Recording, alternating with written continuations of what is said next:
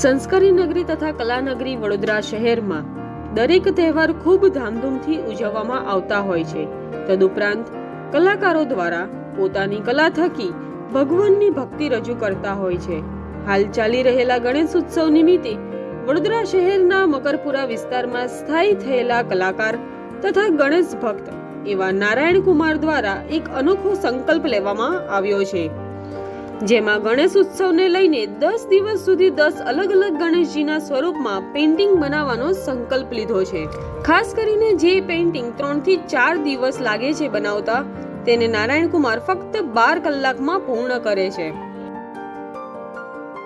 નમસ્તે, હું નારાયણ કુમાર છું, વડોદરા જ રહું છું. દર વર્ષે એક સંકલ્પ લઉં છું. કોઈ પણ એક વિશેષ ઇવેન્ટમાં હું એક પેઇન્ટિંગ્સ બનાવવાનું એક રેકોર્ડ બનાવું છું. તો આ વર્ષે ગણેશ આપણે ઉત્સવ ચાલે છે, એટલે 10 દિવસ હું અલગ અલગ સ્વરૂપનું એક પેઇન્ટિંગ બનાવું છું, જેમાં તમે જોઈ શકો છો અલગ અલગ સ્વરૂપ છે, પંચમુખી છે, એકદંત છે, આમ અલગ અલગ સ્વરૂપનું તૈયાર કરું છું 10 દિવસ. અને બનાવતી વખતથી હું કંઈક ને કંઈક મ્યુઝિક સ્તોત્ર સાંભળીને જ બનાવું છું. અને હું લગભગ 5-6 દિવસથી જો બહાર નીકળ્યો નથી ઘર અંદર, કારણ કે 12-13 કલાકનો એક પ્રોજેક્ટ છે. આપણે મૂળ એક પેઇન્ટિંગમાં લગભગ 3-4 દિવસ લાગતા હોય છે, અને હું એક દિવસમાં કમ્પ્લીટ કરું છું. દર વખતે એક સંકલ્પ લઉં છું.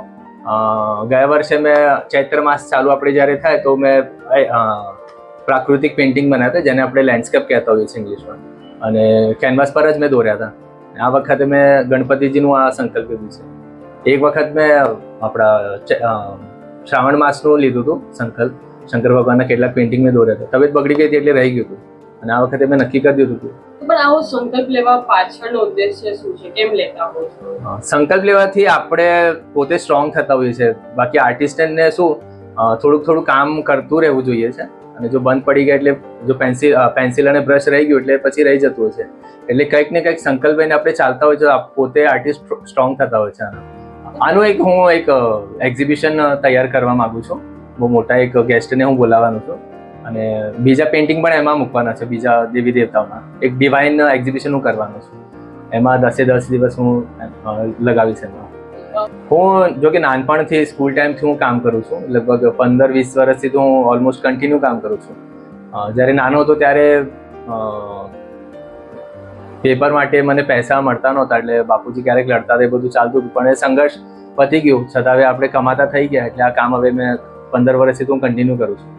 અને ઇન્સ્પિરેશનની વાત થઈ તો કોઈ ઇન્સ્પાયર મને કર્યું નથી. જો કે હું તો એન્જિનિયર છું, પછી મેં જર્નલિઝમ કર્યું, પણ આ કામ પહેલાંથી મારી એક હોબી હતી, અને પછી મેં એને પ્રોફેશનમાં કન્વર્ટ કર્યું. ઇન્સ્પિરેશન માટે કોઈ મારું આમ આઈડિયલ નથી.